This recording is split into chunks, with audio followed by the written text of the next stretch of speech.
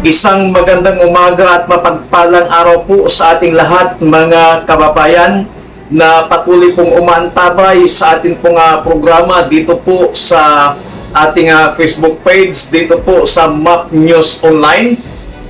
Kasalukuyan po tayong nandito ngayon sa bayan ng Kamiling, Tarlac, dito po sa Kamiling Municipal Police Station upang atin pong makakapanayam at malalaman kung ano ang mga programang ginagawa ng ating mga kapulisan sa bayang ito na pinamumunuan po ng kanilang napakasipag at napakasigasig na Chief of Police. Wala pong iba kundi si Police Lieutenant Colonel Jim Tayag.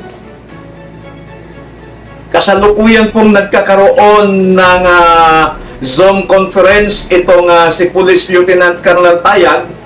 Kaya hindi po natin siya pwedeng madisturbo dahil napakahalaga po yung kanila pong pinag-uusapan sa kanila pong Zoom conference. At tayo po ay kanyang inihabilin sa kanya pong Chief ng Station Community Affairs Development o ito pong dating tinatawag nating Police Community Relations o itong PCR. At mamaya po sa ilang sandali lamang ay atin pong makakapanayam ang Chief ng SICAD or Station Community Affairs and Development. Wala pong iba kundi si Police Staff Sergeant Jason Doctor. Atin pong aalamin sa kanya ang mga programang kanila pong ginagawa dito po sa bayan ng Kamiling, especially sa programang ginagawa ng Kamiling Municipal Police Station.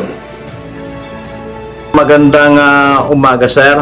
At bilang Chief ng Police Community Relationship dito po sa Kamiling Municipal Police Station, ano po yung mga programa po natin na ginagawa para mas lalong mapalapit ang mga tao sa ating mga kapulisan, lalong-lalo na dito sa bayan ng Kamiling, sir? Magandang umaga po sa inyo, Kuya Jude, at sa inyong mga tagapakinig. Bilang Chief po ng Community Affairs and Development dito sa Kamiling Municipal Police Stations, ang ginagawa po namin ay bumababa po kami sa mga barangay at kami po ay nagbibigay ng mga lectures, nagsasagawa kami ng mga community outreach programs, at amin pong tinutugunan ang kanilang mga katanungan kung saan gusto nilang malaman ang sitwasyon dito sa peace and order dito sa Kamiling Municipality ng Kamiling. Sir, nabanggit nyo yung nagsasagawa kayo ng mga community outreach. Ano-ano po yung mga community outreach na ginagawa po natin? Ayan. Ang mga community outreach program na ginagawa natin sa mga barangay ay yung feeding program sa mga daycare centers. Nagkakaroon din po tayo ng cleanup drives, tree planting, at nagkakaroon tayo ng gift giving. Opo. Ang latest na outreach program na aming ginagawa sa pangunguna ng aming masipag na hepe na si Police Lieutenant Colonel Jim P. Tayag ay itong pagbibigay ng kaunting tulong sa mga ating mga PWDs or yung persons with disabilities. Mayroon po tayong listahan na kinuha po dito sa DSWD. Opo. At sila po ay isa-isa nating pinupuntahan ng kahit papano ay mabigyan po natin sila ng kaunting kaginhawaan. Lalong-lalo na't alam naman po natin ang kanilang mga sitwasyon. Ano po yung mga naibibigay natin po sa kanila? Mga grocery po ba? Opo. Nagbibigay po kami sa ngayon, nagbibigay po kami ng 10 kilong bigas at mga groceries na sari-sari ang laman. Depende po sa pangangailangan ng tao. Kung ito po ay bata, nagbibigay po kami ng gatas, ng kanilang mga biskwit na pangmeryenda, at pangbaon na rin po kung sila po ay nag-aaral. So far po, ilan na pong mga PWDs ang atin pong natulungan dito po sa bayan ng Kamiling, especially sa PCR? Since sinimulan po namin itong programa namin ito, nag-start po kasi ito matagal na eh. Pero nung una po, pa-isa-isa lang po ang nabibigyan namin, pero almost 3 years na po namin itong ginagawa dahil ito po ay ito po ang aming high impact project na tinatawag. So kung bibilangin, siguro nasa 60 plus na rin po na PWDs. mga PWDs ang aming nabigyan. Kumbaga, sir, parang ito yung isa sa mga best practices po ninyo Opo. dito sa Cagaling. Isa po ito sa aming mga best practices. Ngayon po sa pangunguna po ng aming hepe ay nakapagbigay na po kami. 6 na po ang nabigyan namin mula nung umupo bilang hepe si Colonel Jim P. Tayag. At nabanggit mo din kanina, sir, pati mga bata ay nabibigyan po ninyo, mga daycare center. Lahat ba ng mga daycare center dito sa bayan ng Camiling ay pinupuntahan po natin, sir? Target po namin mapuntahan lahat, pero sa ngayon hindi pa po namin napupuntahan lahat. Kasi 61 barangays po tayo. So marami po. Pero yung mga malalayong lugar po dito sa Camiling, sila po ang aming nauna ng bigyan at meron na rin po tayong nabigyan dito sa poblasyon. Ito po in partnership sa ating mga support groups tulad po ng Samahan ng Kababaihan ng Camiling, ng Team Brake Riders, ng CISRG Kapasanglay at ng iba pa pong support groups na meron kami dito sa Camiling. Kumusta naman po yung response ng mga bata pag nakakakita sila ng mga pulis, sir, pag pumunta kayo sa kanila? Kasi sa ngayon, ay hindi natin, pati yung mga magulang, minsan ginagawa nilang panakot ang pulis Opo. lalo na pag umiiyak yung bata. Ngayon, sir, pag pinupuntahan ninyo itong mga bata, ano yung mga nagiging response sa inyo na nakikita nila kayo, sir, especially na naka-uniforme po kayo? Opo, nung una po, syempre dahil nga nakasanayan, ginagawang panakot ng mga parents, ang mga pulis, natatakot po yung mga bata. Pero kung nakita po nila ang aming mga programa at naipapaliwanag po natin sa kanila na ang mga pulis ay kaibigan at hindi dapat katakutan, yung mga bata na po mismo ang lumalapit sa atin, nakikipag-picture, Opo. at ang sinasabi pa nga, gusto daw nilang maging pulis pagdating ng panahon. Yun po, so napakaganda po ng impact kasi kung makikita natin dati, ilag na ilag yung mga bata Opo. sa atin. Ngayon sila na po mismo yung lumalapit, lalo na nare-recognize nila na napupuntahan sila at nakakapagbigay tayo ng kahit konting kasiyahan para sa kanila. Bilang isang magulang at bilang isang pulis, sir, yung ano sa pakiramdam mo yung ganong reaksyon ngayon ng mga bata na sa tuwing nakakakita sila ng pulis ay sila na mismo ang lumalapit at hindi na sila natatakot sa mga kapulisan? Ay, para sa akin po bilang isang pulis at isang magulang ay napakalaking achievement po nito. Opo. Kasi kahit papaano, nababago na natin yung perception ng mga kabataan ngayon sa kapulisan. At minsan napagsasabihan na rin natin yung mga parents na huwag nilang gawing panakot ang pulis. Pagkos gawin nila itong inspirasyon para sa kanilang mga anak at matuto silang lumapit at humingi ng tulong sa mga pulis pag sila'y nangangailangan imbis na matakot sa amin. Opo.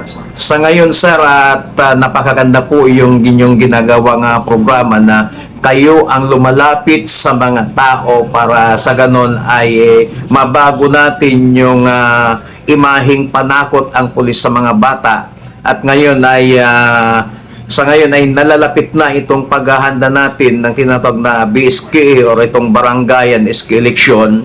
Ano-ano po yung mga ginagawa natin, sir, dahil ang atin pong Kumilik ay napakahigpit na gustong may patupad itong Omnibus Election Code at ang kapartner po nila dito ay mga law enforcers at bilang hipe po ng Police Community Relations dito sa Camiling, ano-ano po yung mga ginagawa natin para ma-educate ang mga tao, mga botante para mabago din yung pananaw nila na kung sino yung mag-aabot, sila yung kanilang ibubuto?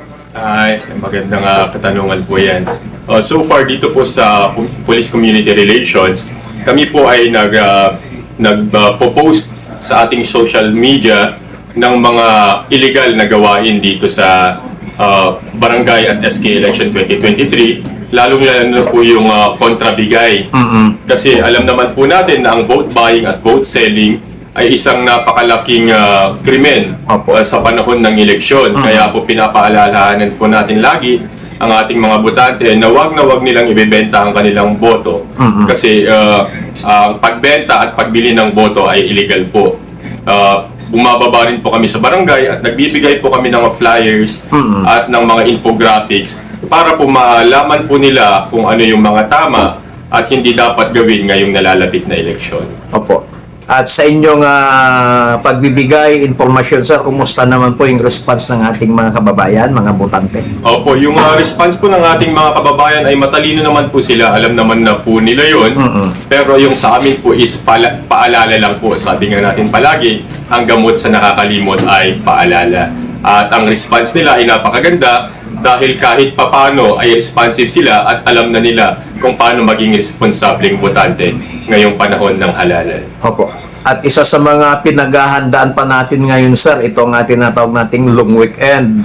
Itong celebration ng Undas. Alam naman natin, tayong mga Pilipino, kahit matagal lang na mayapa ang ating mga mahal sa buhay, ay talagang binibigyan pa rin natin ng importansya at dinadalaw sa kanilang mga puntod. At kumusta po yung ginagawa po natin dito sa Kamiling, sir, itong nalalapit na Undas? Opo, sa nalalapit na Undas naman po, mayroon pa rin po tayong mga anti-criminality tips na tinatawag na nakapost na rin sa ating social medias at mayroon din po tayong mga flyers na pinamimigay nang sa ganun ay hindi po tayo masilsihan ng mga akyat bahay, ng mga snatcher at ng mga mandurukot dito sa panahon ng Undas.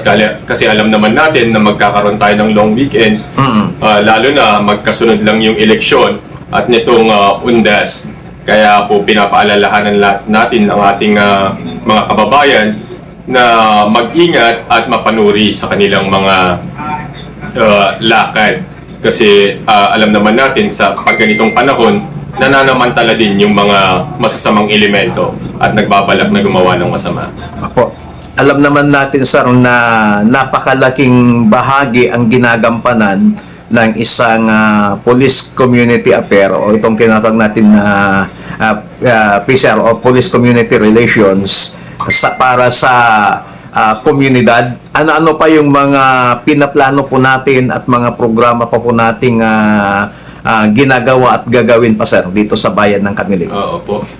Yung amin pong mga ginagawa ngayon para mapalapit po ang kapulisan sa ating community ay nagkakaroon po kami ng barangay visitation kung saan nagpupunta kami sa bawat barangay, nagbibigay kami ng mga lectures tungkol sa katarungang pambarangay, sa mga anti-rape law, yung sa about VAUSI, which is Republic Act 9262, at ng Republic Act 9165, o yung tinatawag nating Dangerous Drug Acts of 2002, kung saan nagbibigay kami ng drug awareness lectures sa mga kabataan at para makaiwas po sila sa mga illegal na droga at maiiwasan po nilang gumamit at mapunta sa hindi magandang landasin. Opo. At napakaganda po yan, sir, dahil karamihan ay mga kabataan ang naliligaw ng landas at yung ginagawa po ninyong pagbibigay impormasyon hinggil sa tinatawag nating kampanya laban sa illegal na droga. At mula noon, sir, na kayo po ay nagbibigay ng mga kampanya o pagtuturo sa mga kabataan dito po sa bayan ng Kamiling, kumusta na po ang ating mga kabataan, sir? Ayun. Yung response nila diyan sa ginagawa ninyong kampanya. Opo, napakaganda po ng response ng ating mga kabataan ngayon dahil instead na magbisyo ang kanilang itaatupag, ay sila po ay lalo na po yung ating mga SK, nagkakandak din po sila ng sarili nilang mga campaign against illegal drugs. Mayroon po tayong tinatawag na KKDAT o yung Kabataan kontra Droga at Terorismo na binuo nila sa kanilang mga barangay. At sa mga schools naman po, mayroon tayong tinatawag na Barkada kontra Droga. Kaya kahit po sa mga schools, lalo na po sa mga high schools dito sa bayan ng Kamiling, nakakatanggap po kami ng mga request para mag-conduct po kami ng drug awareness symposium sa kanilang mga schools para maging aware po sila sa illegal, sa pangit na epekto ng paggamit na illegal na droga. Kaya kung mapapansin niyo po ngayon, dahil sa kampanyang ito, nagawa po ng Kamiling Municipal Police Station na ma-drug cleared lahat ng barangay dito sa Kamiling. 61 barangays po yun. Na drug cleared na po namin at sa ngayon, nagpe-prepare na po kami para i-apply yung drug-cleared municipality ang bayan ng Kamiling. Napakaganda pong mapakinggan, sir, na yung binanggit ninyo na mga eskwelahan na mismo ang nagre-request sa inyo para magkaroon ng mga drug awareness campaign sa kanilang mga eskwelahan. At ang naging resulta nga niyan ay hanggang sa ma-drug clear na ang lahat ng mga barangay dito sa bayan ng Kamiling, sir. Opo, nagpapasalamat kami sa mga administrators at mga principals ng mga eskwelahang ito na nasasakupan ng Kamiling, kasi sila po ay tumutulong talaga na mag-initiate para po ma-educate ang kanilang mga estudyante at ang ating mga kabataan sa masamang epekto ng paggamit ng illegal na droga. At sabi nga natin, kapag naiwasan na natin ang illegal na droga, bumababa na po ang crime rate dito sa bayan ng Kamiling. And so far, napaka peaceful at maayos po ang bayan ng Kamiling. Wow. Sa pangunguna po ng ating hepe na si Police Lieutenant Colonel Jim P. Tayag. At nabanggit mo din kanina, sir, na isinasagawa din ninyo yung kampanya laban sa Bausi. Opo. Kumusta po ngayon dito? May mga related pa rin ba mga kaso ng anti-Bausi dito sa bayan ng Kamiling sa kabila ng inyong kampanya na ay sinasagawa? Mayroon pa naman pong paisa-isa, pero hindi na po tulad ng dati na frequent. Kasi isa po yan sa naging problema ng mga barangay dati, kung saan ang halos karamihan ng kanilang mga kaso ay violence against women and children. Pero dahil po sa ating kampanya at pagbabaan sa mga barangay upang magkaroon ng education about VAUSI, napakalaki po ng binawas ng mga kaso ng VAUSI dito sa bayan ng Kamiling. At dahil nga dyan, sir, sa mga nabanggit mo, nagpapakita at nagpapatunay lamang na dahil sa inyong pagpupursige na ginagawa, 10 ng mga tauhan ng Kamiling Municipal Police Station ay nakikita ko na po natin ang bunga ng inyong mga sakripisyong ginagawa para sa mga mamamayan ng Kamiling, sir. Opo, yan po ay nagagawa po namin dahil sinusuportahan po tayo palagi ng mga barangay officials, and lalong-lalo na po ang ating LGU. Napaka-supportive po ng ating LGU headed by our very intelligent at napakasipag na mayor na si Honorable Erlon C. Agustin, na kapag kami po ay nag-request sa kanya ng kahit na anong tulong na kailangan namin, ay hindi ho siya nag-aatubiling magbigay ng tulong. Opo, sir. At nakikita man naman natin na talagang ang mga kapulisan ng Kamiling ay napakasigasig at napakasipag na gawin yung kanilang mga sinumpaang tungkulin. Sir, baka meron po kayong mensahe sa ating mga kababayan dito sa bayan ng Kamiling. And huling mensahe na lang po sa ating mga kababayan dito sa bayan ng Kamiling. Palagi niyo po sanang suportahan ang programa ng Kamiling Municipal Police Station at sumunod po tayo sa mga batas. Sabi ko nga, ang disiplina po ang susi para mapanatili po natin ang kapayapaan at kaayusan ng bayan ng Kamiling. At nagpapasalamat din po ako sa binibigay ng suporta ng ating mga community support groups. Sana po huwag kayong magsawang tumulong sa atin at sana po suportahan niyo po kami palagi. Yun lamang po at maraming salamat po. Ayan po mga kababayan, atin pong napakinggan yung mga programang ginagawa ng ating mga kapulisan dito po sa bayan ng Kamiling. At talaga na mga ansisipag po ng ating mga kapulisan at ginagawa po nilang lahat upang kanila pong magampanan ang kanila pong sinumpaang tungkulin. At hindi lamang basta-basta magampanan, kundi ito po ay mas lalo nilang inilalapit sa mga tao at patuloy nilang sinisikap na sila po ay isang mabuting alagad ng batas. At makikita po natin yung mga sinabi ni Sir na talagang napakabisi po nila. Kaya tayo po ay saludo sa Kamiling Municipal Police Station sa kanila pong mga ginagawa, sa kanila pong mga kababayan. Mabuhay po kayo mga ma'am at mga sir dito po sa bayan ng Kamiling, especially sa Kamiling Municipal Police Station na pinamumunuan po ng kanilang napakasipag at napakagiting na Chief of Police. Wala pong iba kundi si Police Lieutenant Colonel Jim Tayag. Sir, mabuhay po kayong lahat. Saludo po ang Map News Online sa lahat ng inyong mga ginagawa. Mabuhay po kayo at pagpalain pa po kayo ng ating pong Panginoong Diyos.